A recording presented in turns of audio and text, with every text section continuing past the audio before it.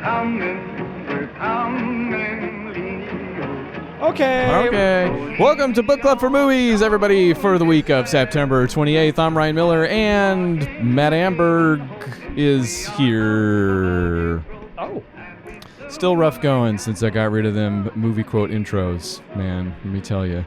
Yeah, well, you're a quitter, so what do you want? Times are rough. Maybe I should do the movie quote at you. Okay, go. All right, go ahead. But just a movie quote, not from this movie. Oh, okay.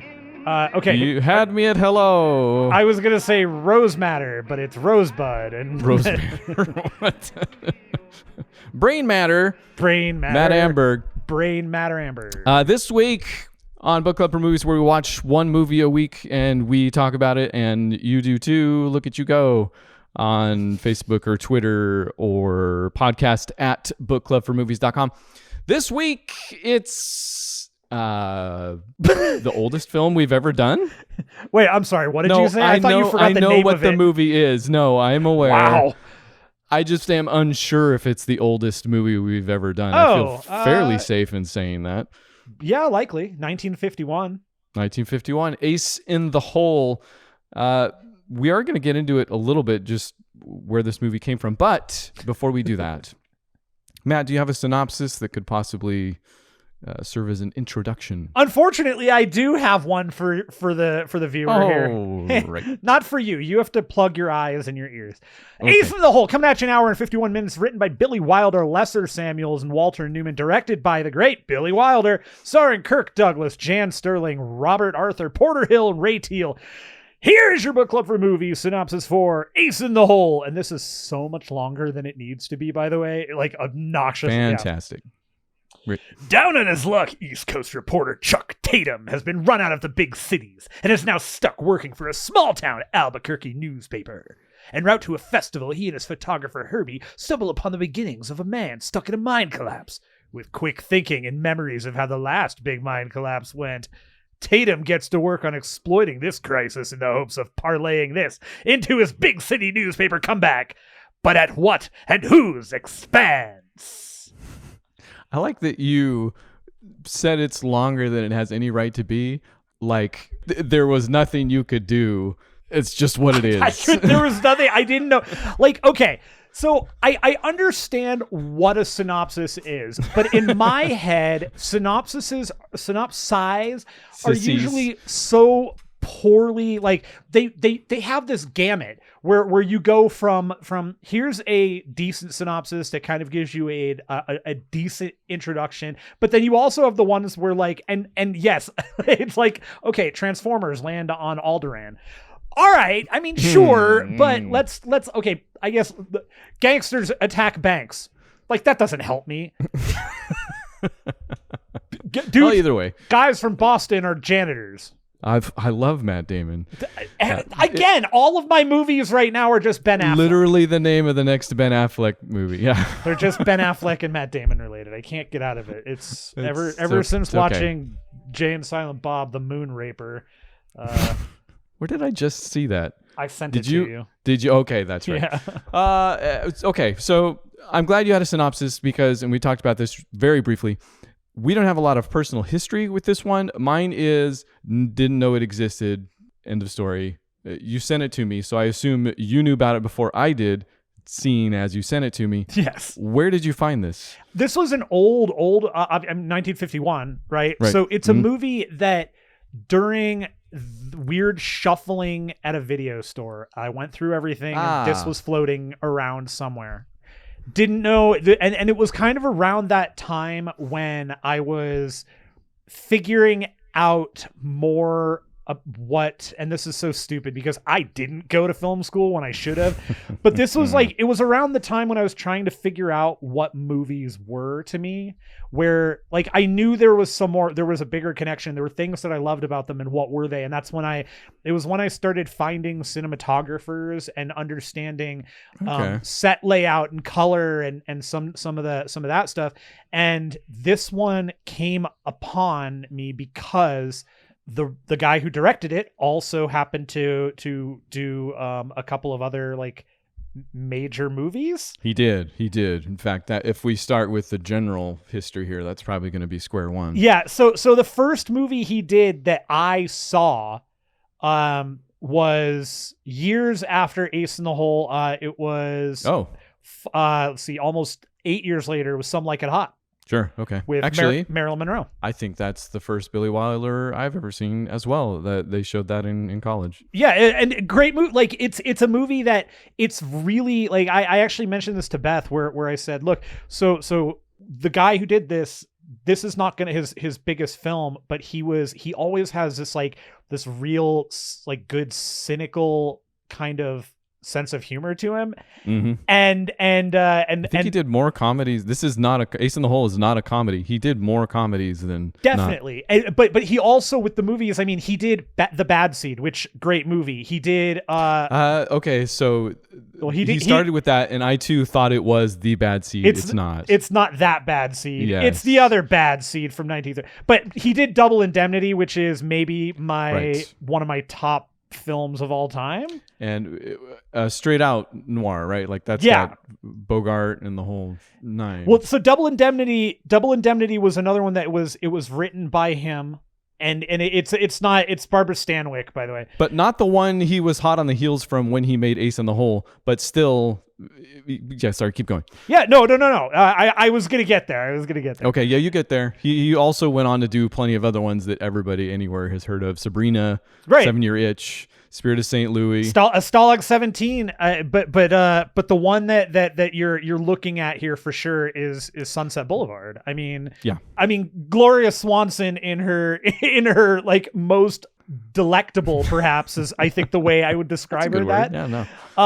But to follow up that movie, it's the one definitely everybody has heard of. And if you haven't heard of the movie, you've heard of the lines from the movie, and you probably know a large amount of it, even if you've never seen it.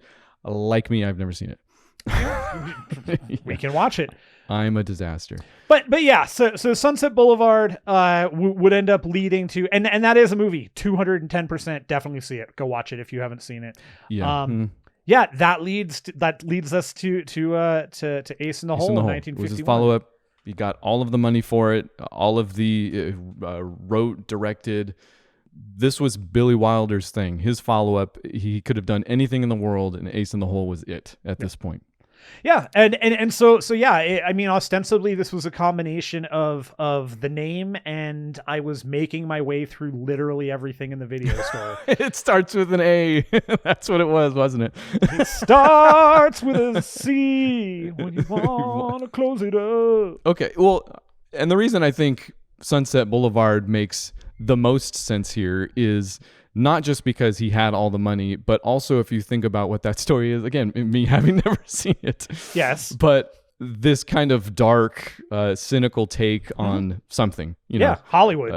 Hollywood, and, I'm sure you could argue for 5 more things for that movie. But this is a follow-up in that sense as well, in that for Ace in the Hole, we have a reporter, I guess, at the heart of the story. Kirk Douglas's reporter, this New York guy that has made it as far as New Mexico, Albuquerque. Yep. And has run out of money and options, it seems. Walks into this small town. What's the name of it? It's The Sun, I think, right? For the it's like small town newspaper, something like that.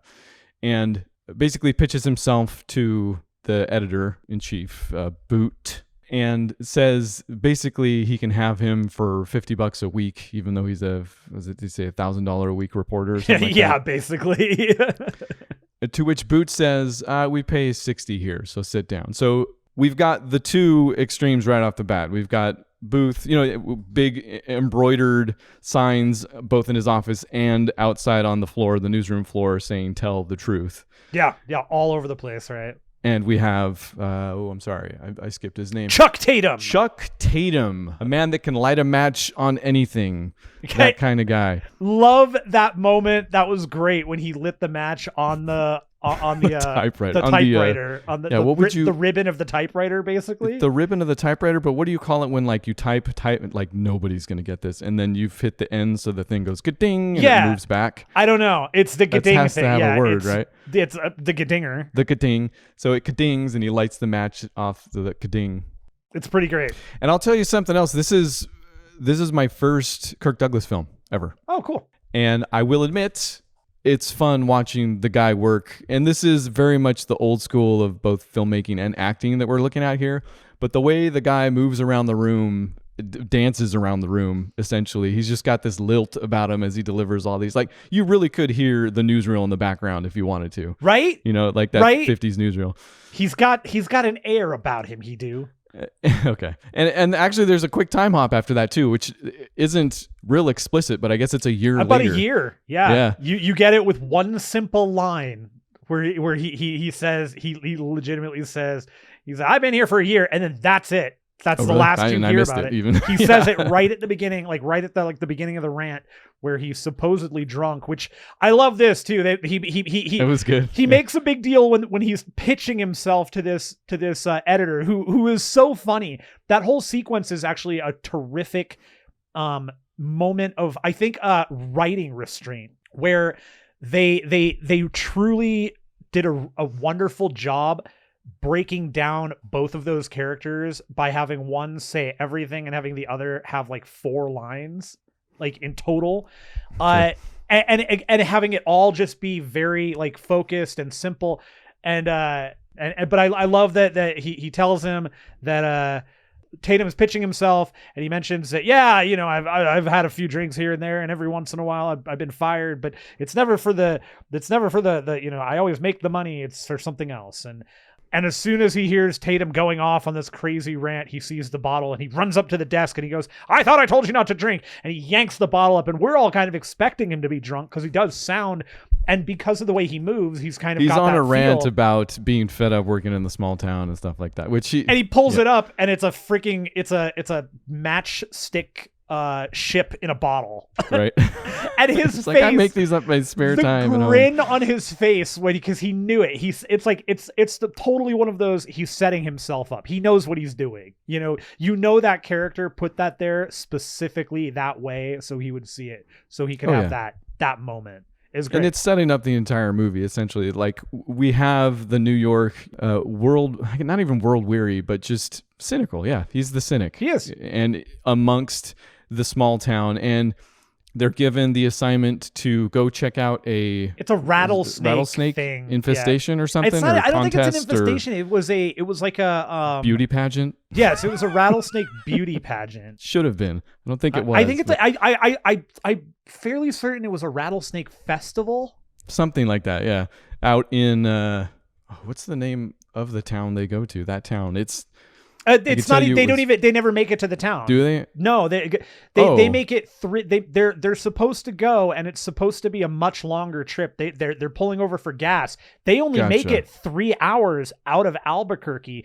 That's why he's able to send later on in the movie. He actually shortly after they get there, he sends Herbie back to the city. Like, he literally sends him back to Albuquerque to go write paper until he decides to quit the paper for both of them. And Herbie's important. Herbie is the young kid from the small town that he takes with him on this assignment. And the town they do end up at, which I can't remember the name of that. I mean, the town they is... name they do, but the town is, again, the names here are kind of... I can tell you where it was filmed, and you'll know exactly. 19 miles west of Gallup, New Mexico. Yeah, so sure. Not even in as bustling a metropolis as Gallup, New Mexico is where... which... The set itself, speaking of having the money, was the biggest, they say, non-combat set to date. They carved out these Indian ruins out of the side of a mountain. I think that alone cost $30K. They like, seriously, they carved out a mountain for a movie. Think about that for a second. For only $30,000 too. right now, for probably millions more. They're just like, oh yeah, we're going to project it on a giant LCD screen, and you're not going to know the difference. Welcome to The Mandalorian, you idiots. It pays off. Set looks good. Place looks good. I mean, yes, my point being, it's in the middle of nowhere. It's in the middle of the desert, but looks great. Money well spent, it seems. But they happen upon this story where a guy has been trapped in a collapse in a mine while he was essentially desecrating some Indian grave sites. Yeah, he was searching. Yeah, he was searching for a pot. He was searching for Native American. Native American. Thank you. Yes, which better. Which to be clear again, something just to note, because time on the film, like era, you have to remember that everything refers to Indians. There's nothing is Native American. Yeah, I know. And the few moments where Native Americans are represented are probably not the best in the world. But it's not really, except for one, and we'll get to it with trivia. All right. Yeah. But he's searching for like Native American bones and artifacts and stuff. Yeah, and he's got a pot in his hand. The dude can't move at all, but he has the pot still that he can show. Essentially, and yeah, you're right. This movie is of a time, and give it some leeway, but I think it's less so than I initially assumed, because, when they arrive in the town is a good example, because they arrive at this curio shop gas station thing, and they walk into the place, and they're like, "Is anybody here? Is anybody here?" Nobody was there, because the wife of the man who was trapped owns the place and was out trying to get him or attend to him in some way or another. They run into her just a little bit later, but the guy, Herbie, goes into the shop and then goes into the back and finds like a girl praying in her bedroom, and goes all the way into the bedroom, like a foot away from her, like the whole time being like, "Excuse miss." And I'm like, whoa, dude's just walking all the way into her bedroom. Yeah, he's just going to sit down on the bed and invite himself. And I'm thinking, that's just what it was at this time. Like, places, you drove up to places like this on the side of the road, and that was it all the time, I bet, I don't think I was completely right with that by the end of the film, and we'll get there. But I think this movie is a lot. Yes, it's of the time, obviously, and you'll get some of those things. It is certainly, by any stretch of the imagination, this is not going to be running up red flags for like, I can't watch this movie. It's not that bad by any stretch of its time. But also, I think it's more conscientious than I'm giving it credit for. Like, probably, yeah. Some of the decisions here were made on purpose. Like, yes, the portrayal of the Native Americans, there's only maybe 2 in the entire film. It's not really given a whole ton. But also, the fact that he was in there desecrating their graves isn't necessarily glossed over. Like, yes, it's punched up, and we're getting to the heart of the movie here. It's punched up by Chuck as, scary, like the Native Americans won't go in after him because of the spirits and stuff like that. And yeah, that's a little, right. Even just the Native American burial ground thing, I feel like is probably at this point, like, we could stop doing that.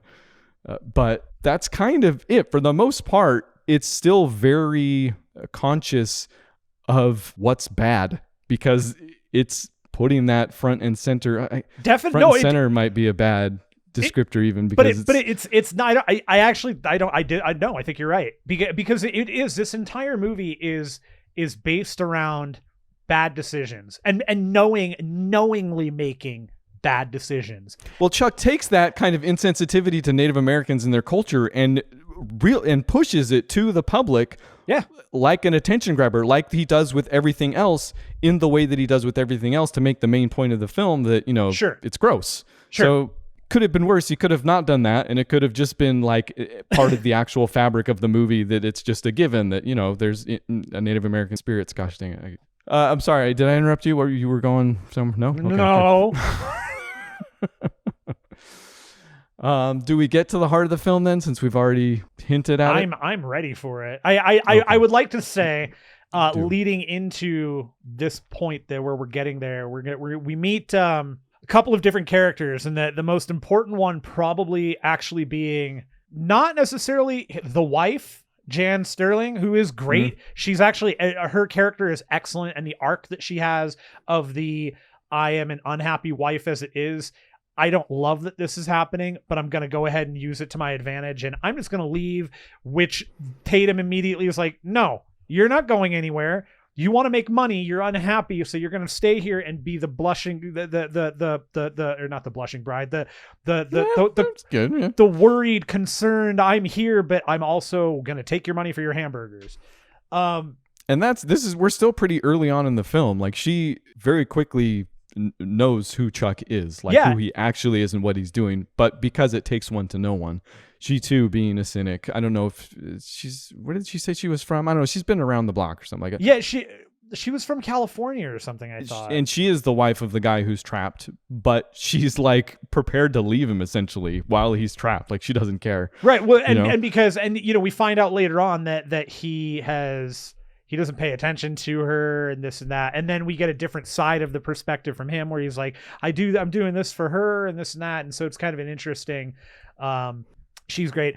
But there's another character and I want to say he was played by Ray Teal, and I'd have to look this up. I want to say they keep calling him Papa, right? You talking about the conscience of the film, kind of? I'm talking about the drilling guy. The drilling guy, the construction worker? Yeah.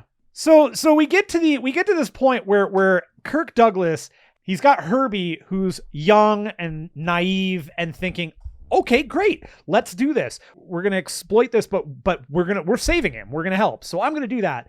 He gets the wife, who's again cynical, ready to leave the husband who's trapped now and just take advantage of the whole situation. He gets her to stick around by again changing her perspective on it and going, hey, you can make some money. We end up with a Sheriff Kretzer. That's Ray Teal. Sheriff Kretzer. Okay.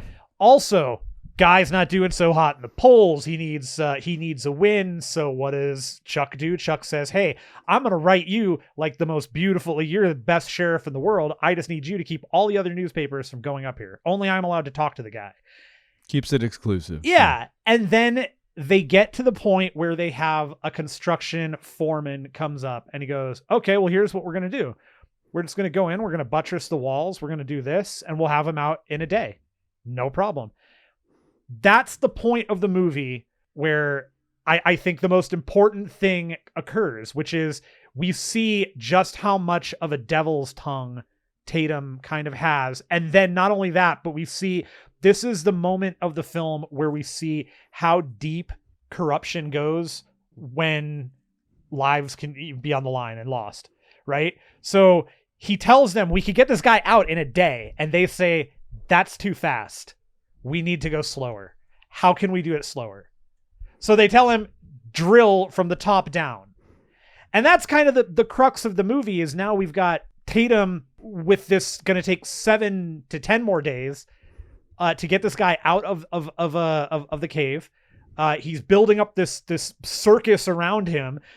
People are showing up from all over the country that are in the general area, Oklahoma, California, Arizona, all these places, because of selfish hubris reasons, right? Like, it's that super cynical, I'm going to make money off of, like, I'm literally going to make money off of the person on the bottom, the most bottom they can be. They're at the bottom of their life. And I'm going to see if I can make money off of you. Maybe I'll help you out if I can. And you're right. It does. The turning point in the film is when I want to say the first active thing he does is to ask the construction worker to use the slower process. Up till then, you're just kind of like, oh, he's pretty seedy. Obviously, he's turning this whole story into a circus. He's in it for his own gain. You know, story is God type stuff. But up until that moment, it's kind of just that. So here's my question, right? I love movies like this because I feel like people can watch the entire film and maybe not know who they're rooting for. Like, it's almost like the French Connection, right? Like, by the end, you hope that people got that Popeye Doyle was not the guy to root for, right? Like, he's the guy at the center of the story. He's the guy in the place of the guy you would root for in basically any other movie. Right. You know, Kirk Douglas is that guy here. You know, how much do you think people got that? And when I say people, there's a point in the movie where the tourists start showing up. In fact, they have a wonderful name. The tourists, the Verderbers. Are the first. Well, they're so good. They're so good. Which also they have a pivotal line in the movie. Like, and it's a pivotal line from a different perspective, and it's a pivotal line in. Again, it's a selfish thing. It's the importance of being the one to call it out. I was first. I saw it first. I did it. I knew. I'm the one. It is selfish, but this is my question still. Yeah. do they know it? Like, how many people watch this movie and don't get that Kirk Douglas is the bad guy? I think that most people figure that out probably towards the end if they're dense. If you're a casual moviegoer, I would think that most average people would figure that out pretty easily. Okay, let's say by the midpoint, by the time the Federbers show up, the first round of tourists show up, maybe not. Is that fair? Right. Well. Okay. So here's the quote unquote devil's advocate, I guess, in my perspective for this. I love that you're arguing for the goodness of humanity at this point. Yeah, and I hate it because I disagree with all of it. I think everybody should be dead. No, but it's the he is exploiting the situation, and he is taking every advantage he can to make the most for himself. In that process, he's also not necessarily being the most selfish person, because he is in fact going, okay, I'm doing this for me, but here's what you get out of it. Here's what you get out of it. Here's what you get out of it. We all make out good. This guy gonna be fine. At no point in the movie is he is so cocksure and so, speaking of Chuck Tatum. Yes. He is so confident that they mentioned this in the movie, that there was another situation just like this a few years back in Illinois or a couple months back. No, Floyd Collins, who was actually, so this movie is roughly, they say they take inspiration from two real life occurrences. One of them is Floyd Collins, who was in a sand cave collapse in, I think, Kentucky or something like that. And the other they cite is Kathy Fiscus, who was a 3-year-old who fell down an abandoned well. Both of them were media sensations. In fact, William Burke Miller, the guy who did essentially Kirk Douglas's character for the real life Floyd Collins sand cave collapse, won a Pulitzer for his coverage. So, which is mentioned in the movie. Yeah, they do that. They bring that into the movie literally. He wants his Pulitzer. Yeah. But it's the fact that at no point, like it's right up until like there's a point where he realizes he stepped over the edge. And he also, when he realizes that he stepped over the edge, that for us should be the point where that's a definitive, he's not a good person. He recognizes it. That doesn't change the fact that he's not a good guy. He is the bad guy. If you were rooting for him, that's the point where you go, yeah, wow, super wrong. But then at that point too, you have kind of the traditional, like, oh, he's going to see the error of his ways. Like there was a literal point. Yes. Yeah. The turnaround for him is a bit quick because you get no inkling of any compunction from him for maybe 2/3 of the movie. Sure. So because he doesn't care. He's focused. He doesn't. He's truly focused on himself and keeping the guy where he is. It's not about like, and again, it's throughout the movie. Like you have to remember something that he's doing that is a quote unquote good thing is he is going up there on a regular basis. He's pumping the guy up. He's telling him what's going on outside. He's bringing him food. He's bringing him water. He's bringing him all this stuff. He's giving him all of this knowledge and this positivity. And it's not until we get towards the end of the movie where the drill has been going now for 24 plus hours or whatever. Driving the guy that's trapped crazy. Who is what's the name of the dude who's trapped? I can't. We're part of the problem. Leo Minosa. Sorry. That's it. Yes. Leo Minosa starts to drive him crazy. He's a believer by all intents and purposes, though. Like there's this really sweet scene between him and Tatum where he's like, "You wouldn't lie to me, though, right?" But he says it believingly. He says it. You haven't yet. But okay, so I guess to maybe answer my own question in a way, or I don't even know if this is the other side of the coin now from what you said. When the tourists arrive, I still think there's a possibility that other tourists watching this film don't get it just yet. Because the tourists in the film, the Verderbers in the film, are very much, they don't get it either. They don't see anything wrong with showing up to observe this thing that's going on. Sure. I'm sure there's plenty to talk about there, but I am always a fan of movies like this that indict the tourist in a way, people that are there, people that the rubberneckers identify. Oh yeah, there you go. Yeah, sure. I'm for any movie that badmouths rubberneckers. Vilify. So I feel like you've gone through most of this now, but in speaking with the wife, their relationship is maybe the hardest thing to watch in the film, I guess, depending on your own relationship with abuse. Sure. He's real rough with her, and she has some fantastic lines. And maybe the first she lets fly that reminds me of, and I don't know, I think you got this tagline from somewhere else that this movie's been described as a noir in broad daylight. Yeah, it's literally on the Criterion box. Like that's what it literally sounded says, like something that would be on a box somewhere. She says maybe my favorite line in the movie when she's approaching him and kind of observing him and everything he's built this thing into. And she says, I've met a lot of hard-boiled eggs in my life, but you're 20 minutes. You're 20 minutes. Beth so good, and I man. stopped right there. I died at that one. It's so funny. It's fantastic. I met a lot of hard-boiled eggs in my life. The perfect line. You're 20 minutes. Yeah, it was great. But, and I'll take this opportunity to get into it, I don't think this is a noir until the third act, at best. Noirs are typically hallmarked by the protagonist kind of weaving his own web or getting caught up in a web or a maze of sorts.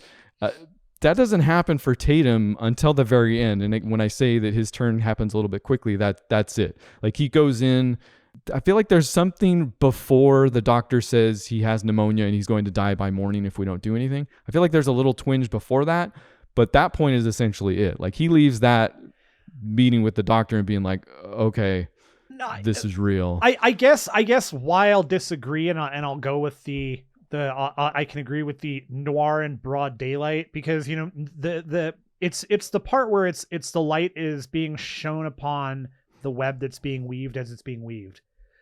And you get that throughout the whole movie. Like it starts with his attitude and his right off the bat, the first thing that he thinks to do is exploit. Like we're watching him. We're watching it from a positive perspective because we haven't been given the turn. But when you think about it in retrospect, I think those hallmarks are all there. The breadcrumbs all lead to it. And when it leads to it, and when you say that you can't consider it until the third act, I mean, I would say that at that point, that's the crux of it, right? It's like you've got this breadcrumb. Oh, it's a noir. It comes together in that way. I mean, yeah, you got breadcrumbs that, you think about the hallmarks, like I said, I think they're all there. I think they're just not maybe as in your face as something like Double Indemnity. It's there, man. It's here.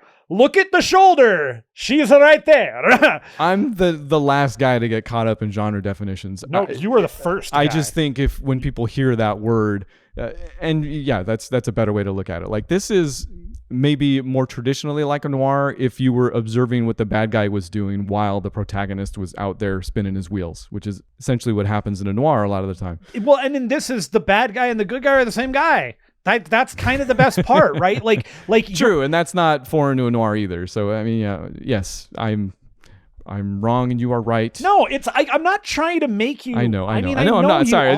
But yes, you're so wrong. But I just don't want you to admit it like that on this program.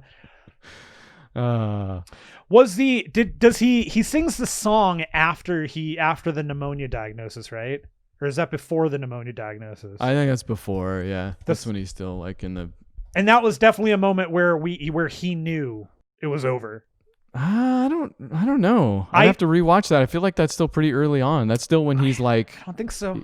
Still more concerned with himself than anything else. Oh, yeah. But I think that's a point where his concern is twofold now. Like I think that's a moment where like he knows and he starts singing with him because he doesn't want the guy to give up. He wants him to keep the spirits up. It's only going to be, some more hours and then everything's going to be something. So let's sing it and we'll sing and all that. And like he knows he's going to, if he can't get, I don't know.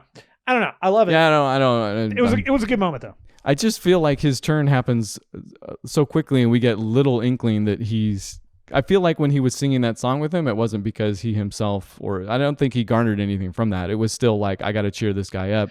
Yeah. See, I can't, I don't read the character that way. I agree that It's so weird that I'm reading this. The blatancy of it. Like, yeah, I understand where you're coming from in that, because it does. It's the blatancy of it does go, whoa, we're stabbed, we're everything.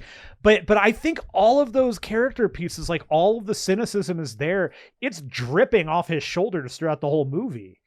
But that cynicism and I think he is also that character. I think also understands a certain level of reality, and I just don't read him that way. I think I think you might be right again now. Actually, looking through my notes, trying to make sure I'm not missing anything. I have that he visits Leo, and I do question: is it getting to him? I think partly because I think I was expecting it to at that point. Like I knew that's what had to happen regardless of how that's handled, at some point. But it's also at the moment when the circus comes to town, and literally the circus comes to town. Yeah. So that I want to say is probably halfway, maybe a little over halfway through the film. So yeah, it's maybe earlier than I think or wanted it to be, but the circus scene too is the moment where you find the total Jan Sterling has given into the cynicism like all the way. She is bought. Oh, she's making tons of money. She is bought in. She is sold on this. Doesn't care one way or the other. She literally is telling the father, who's like, I don't want this on my land. She goes, they're paying for the land. What are we gonna do? They're selling all this food. They're paying for the food. But again, her relationship with Tatum is rough. Like she goes to him, she keeps going back to him, and is like, okay, I get it now. We're making money. Like you were right to have me stay. Thank you so much. Like very lovey-dovey to him. And he literally hits her. Like, yes, for camera, but also literally. Like he hit Jan Sterling. Oh, really? Kirk Douglas hit Jan Sterling. Dude, watch the, like... I mean, sure, I like... Jack Nicholson saw that scene and was like, okay, let's make Chinatown. Essentially, like... And I am getting ready to beat the crap out of people. Oh, man, Faye Dunaway, like, he really hits her. And she, at the very least, is like, oh, okay, you're a bad guy, but still comes back to him even later. Like, their relationship is just a rough one to watch. But man. I do love that she follows up with the don't ever hit me again. That was nice. Yes, I guess. Later on. And maybe we talk about the culmination of that relationship where he comes to her again. Okay, so he goes to talk to Leo, and this is definitely when he's starting to realize it's gone too far. He's talked to Leo. Leo's like, I have our anniversary present. It's our anniversary today. It's hidden in the closet. Tatum goes and gets the present, gives it to her. It's a fur. She rejects it outright. She's like, this is garbage. I can buy my own fur somewhere now that's actually real. He's like, no, you'll have to wear it, and then essentially chokes her with the fur until she stabs him with some scissors. So he completes the last 15 minutes of the movie, 15, 20 minutes in the movie maybe, with a stab wound from her. It's a very complicated relationship, scissors. It's complicated, scissors. That's not a bad response to just about anything, actually. Getting it tattooed, knuckle tats. I feel like, okay, to wrap it all up, maybe. So the essential message of the film is this picture of a reporter who will do anything for a story. And when I say, they walk all the way into her bedroom of that lady praying, in the prayer room. And I'm like, oh, maybe that was just of the time. That is the same room where they set up their headquarters, essentially, where he's teletyping all his stuff. I think it's a teletype. I don't know. It is a teletype, like an appropriate word. Okay.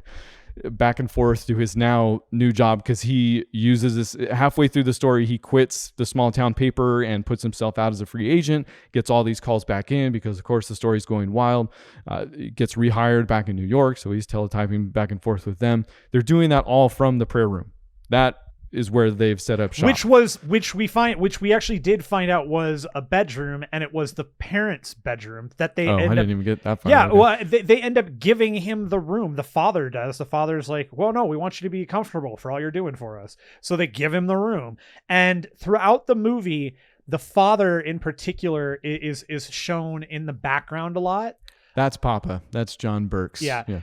Shown in the background a lot every time. Like he's just concerned for his son. That's all he cares about. He is kind of the conscience of the film. Definitely. He also expresses absolute concern for what's happening. This isn't right. Like we should just get him out of there type thing. Yeah, he recognizes that. And then there's also the follow up, which I think one of the stronger moments of the movie is when people are showing up. This has now become a national story, and somebody shows up from one of the last, like, saved somebody from a mining incident. One of those last mining incidents is like, why aren't you guys doing this? This is what we did. Oh, that's right. Yeah, he's just in the crowd. And speaking of the crowd, it's portrayed in maybe some of my favorite shots of the film. Brilliant. And it's done to brilliant shots. Like everything's in full swing. They have a country music dude doing his little ditty about Leo Minosa and how he's trapped in a well, and set to that song is these wide ranging shots of just people flying from trains in droves, just like cattle essentially, and I was reading that those are all people from Gallup. They were offered 75 cents an hour for a 10-hour day. And if you drove in your own car that they could film, you got an extra $3. Which hilarious. Also something that's funny and notable throughout the film is it starts off with where these mines are. It's just free entryway.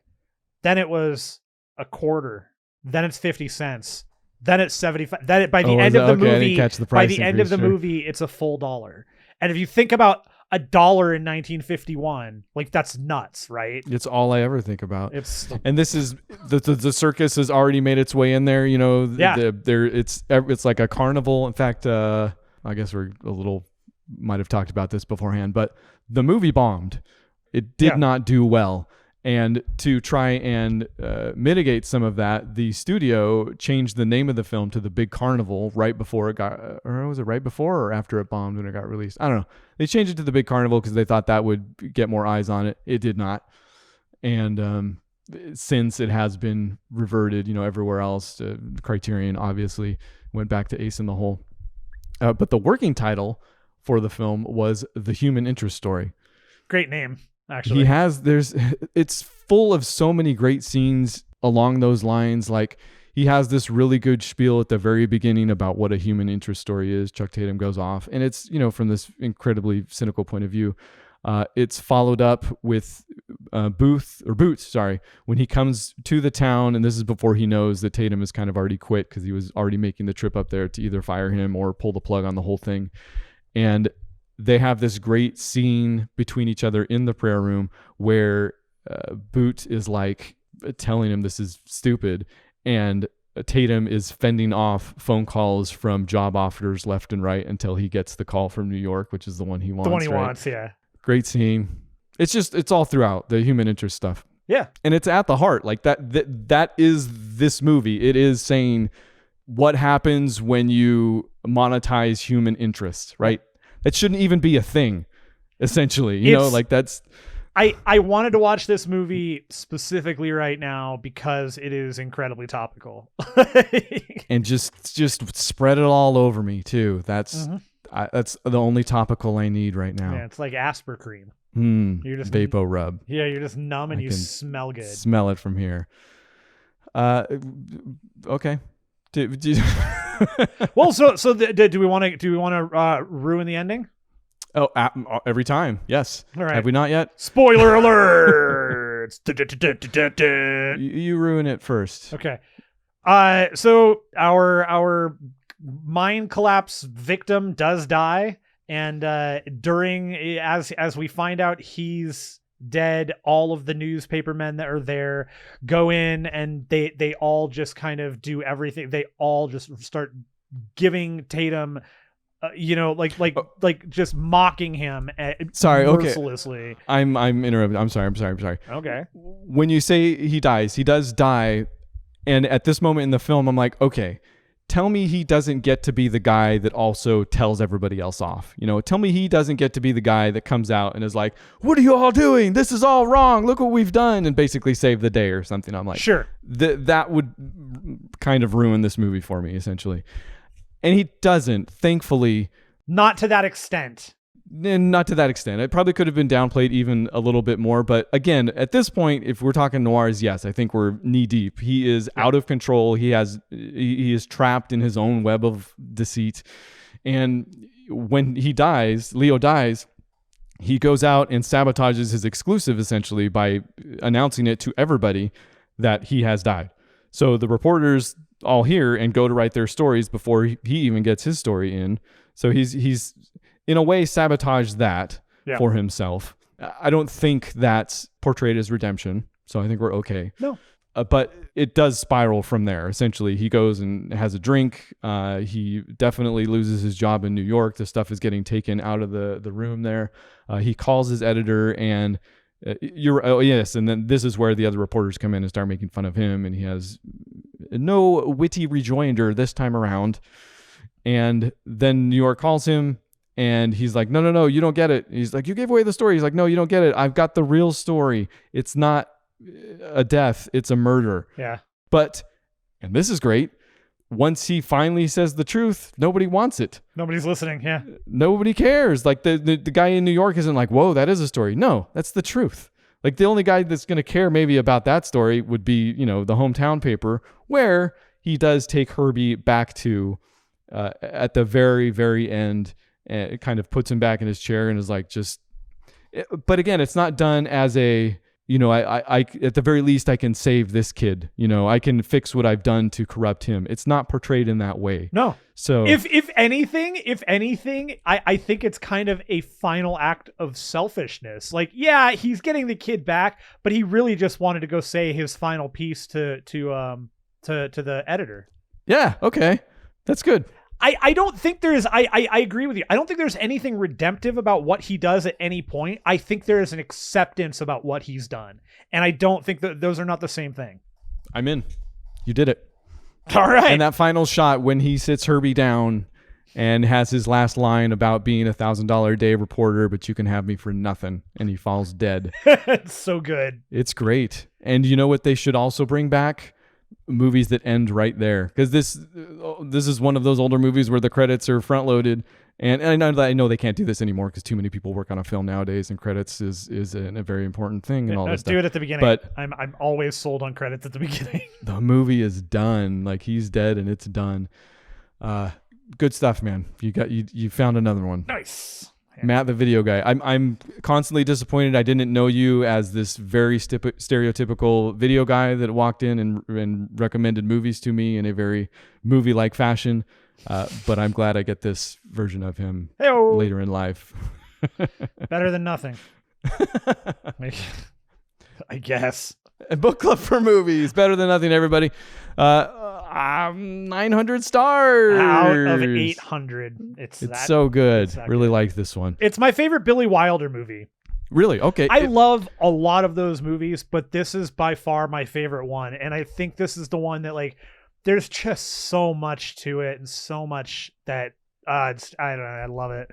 Well, you're not alone. Billy Wilder himself, when asked about it, said that it, quote, had a negative impact on my career, while also citing it as one of the best films he ever made.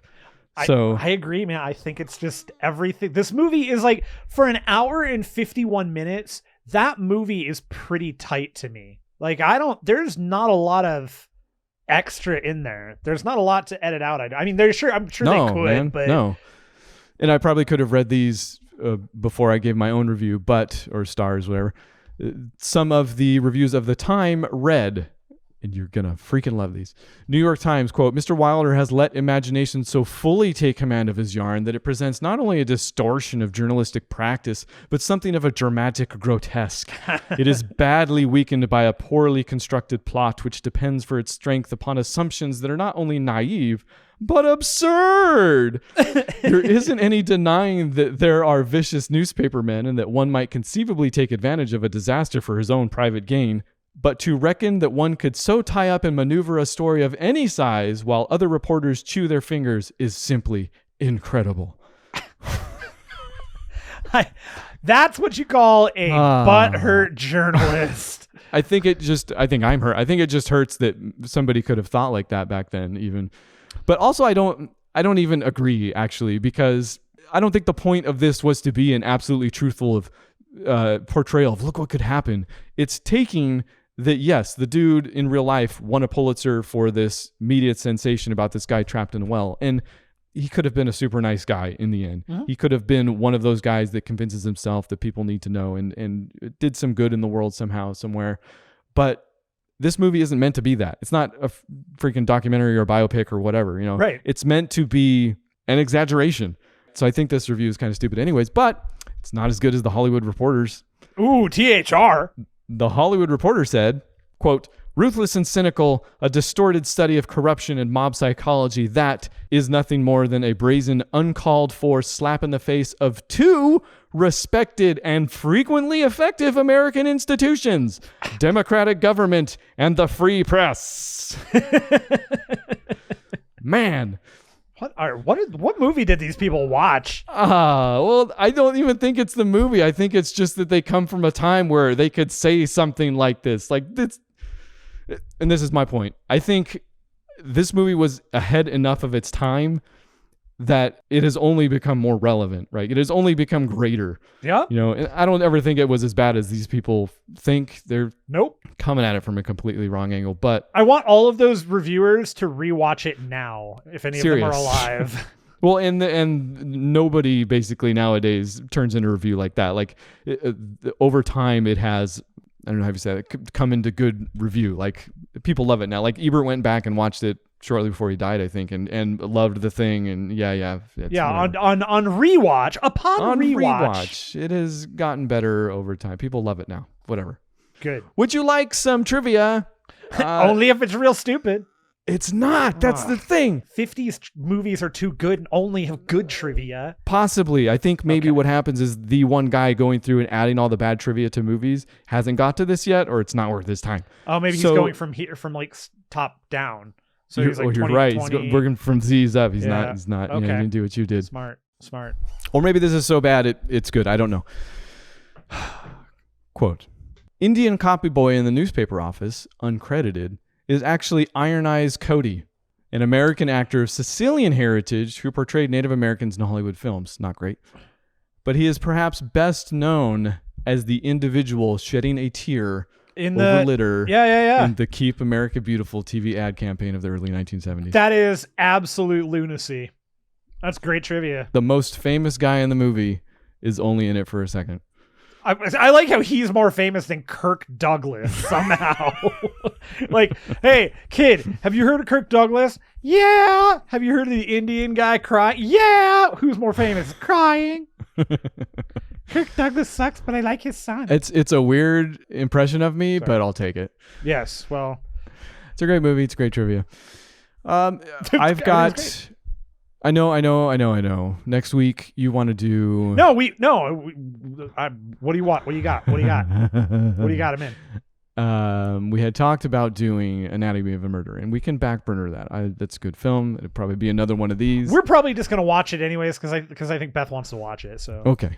I've been down a bit of a rabbit hole for probably longer than a month now. Well, it's funny. I did watch Back to the Future Part 2 last night or 2 nights ago. So sure, we can talk about that. I never left that rabbit hole. This rabbit hole... Why not, McFly? Talked about it recently. I've been doing the action movie thing, but in a way, before I went through a lot of martial arts movies. They were fun. They were great. We talked about them. Ip Man, I watched the first 3 for the first time ever. Recently, back into it with some Ip Man 4, and then I just kept going. Master Z. I forget what else we talked about. Universal Soldier. No, but I bet who's in that, or one of the many follow-ups, is a man who is also in Ip Man 4 called Scott Adkins. Jean-Claude Van Damme. Scott Adkins. Scott Adkins, the modern day Jan Michael Vincent. See, Scott Adkins is a man who's been in the business for longer than you think. Even after watching Ip Man 4, like, dude turns it in, and I'm like, this guy actually knows what's up, and YouTube fed me the video. I didn't go look him up even or anything. Yeah, he's a punch guy. He's been around for a bit. Like, he's been in all of the movies. And not only that, but after watching his YouTube series, Art of Action, which is the rabbit hole I kind of went down. Fart of Action, actually. Thank you. He knows his stuff. Like he loves his stuff. He is a martial arts aficionado, historian, maybe even. Like, dude, I have learned more from him about action movies and how they're filmed. And yes, part of it comes from the people he's having on the show. He's having Chad Stahelski, John Wick dude, who has also been in the business for freaking ever. It talks about, in fact, he's got some great episodes with. Do you remember that time when he got killed in Doctor Strange? It was pretty cool. Yes, that was his.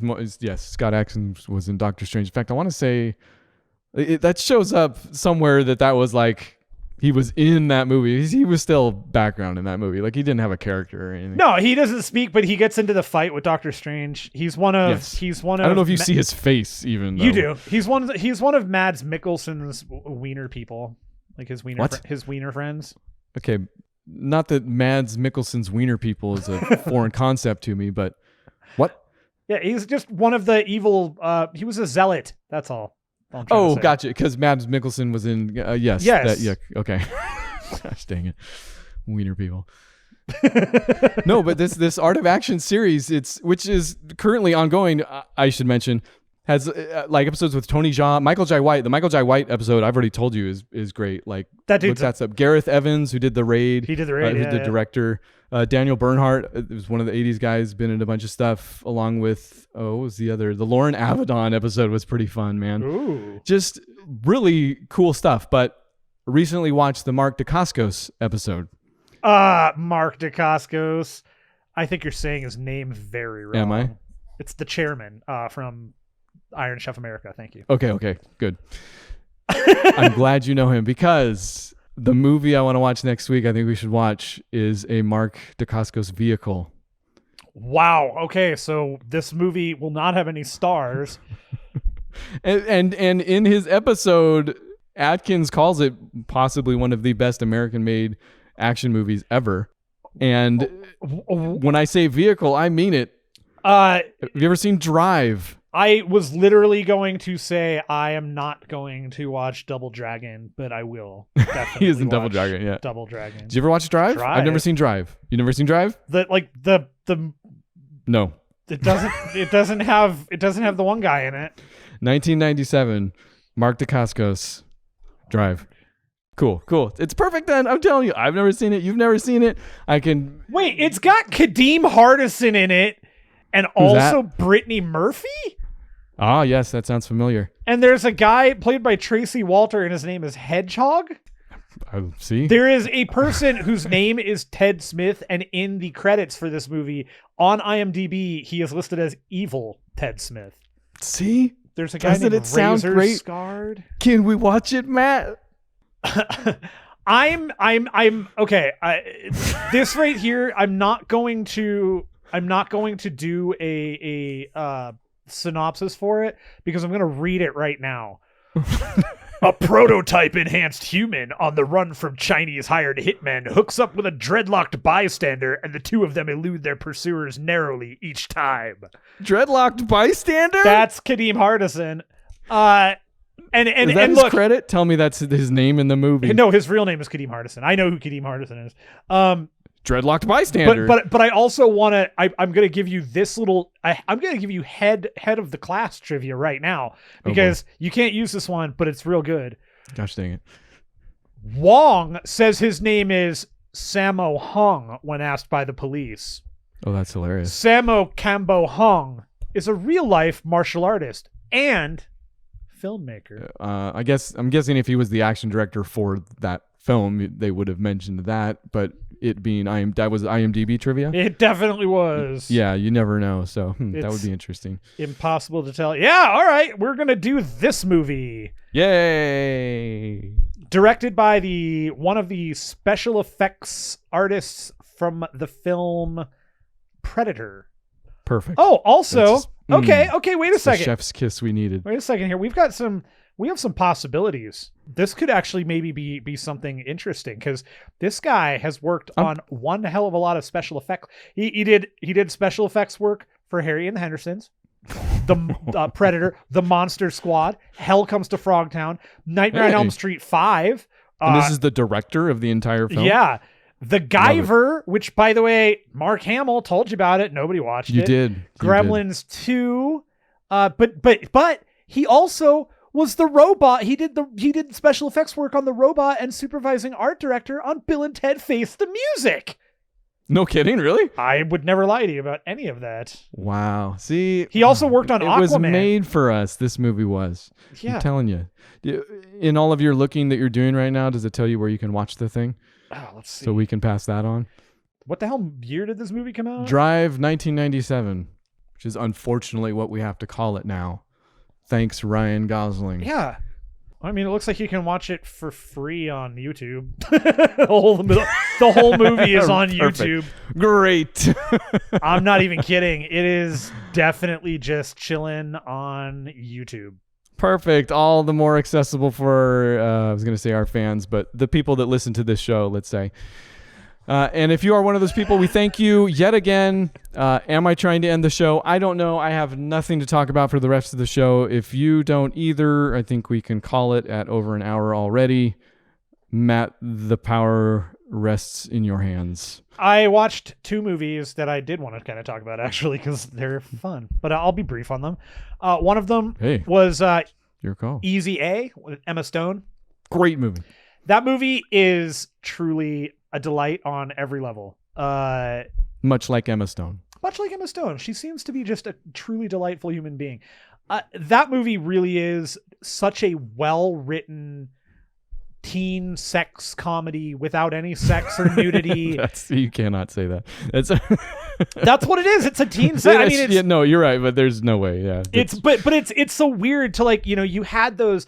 They were pervasive through the 80s. They were perverted in the 80s, but they were pervasive throughout the 80s. The teen sex comedy, that was a thing. Like it was everywhere. And then the 90s hit and that stopped. Like they were just, nope, we're not doing that anymore. They don't make money. And this is that, it came out mid 2000s. Sure. Sounds right. Just great. I'd seen it before. I just hadn't seen it in a while, but hilarious, man. The writing in it is super sharp. The story is really well put together. The fact that the movie has some actual consequences to it, I think also really fills everything out nicely. The fact, a little message there at the end, yeah, and the fact that it's a movie where so the other movie I watched was Booksmart. And the reason that these two kind of dovetail together is because we watched Booksmart, and it's written by a number of women. It was directed by Olivia Wilde. It's her first movie as a director. Right, yeah. And the thing that I remembered about Easy A, which carried over to this movie, Booksmart, was that while all the high schoolers did high schooly things, believable on every level for almost all of these things, the one thing that doesn't come up in either of these movies, nobody is ever made fun of for their looks. It is never something that comes up. They are made fun of for attitude. They're made fun of for things they've said. They made fun of for personality. They're never made fun of for anything on the surface. And it's really unique to find that in a movie, and Booksmart in particular, because the entire movie is actually based around the concept of 2 very good friends getting ready to go out to college. One of them is the valedictorian. They're both wicked smart. Everybody in school knows who they are, and they've never really gone out. They've never gone to parties. They didn't spend time with people. They're normal. They're not like they don't make them out to be like crazy weird. And that's the other thing. They're not like weird kids. They're not like that. I've got to write a weirdo, so I'm gonna make them as weird as possible.